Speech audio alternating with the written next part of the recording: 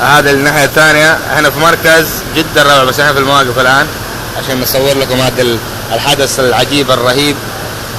كانت الكهنة أول تجيب لنا كل حاجة معاها الحمد لله، وده الحين الآن ما في. هذه حتنزل الصور، هذه حتنزل في اليوتيوب. هذا الجوال يطيح. والدور الرابع طبعا شايفين مباني كيف مع الأمطار. وكريم أفندي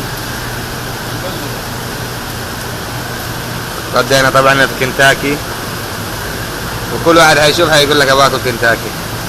شو المباني هناك كيف، والله بلد ما شاء الله تبارك الله روعة.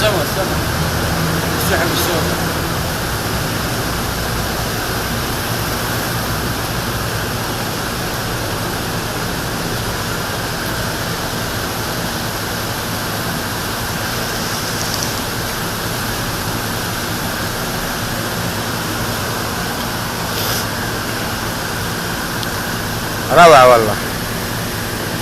نلتقي فيكم فيما بعد مع موجز أهم الأنباء.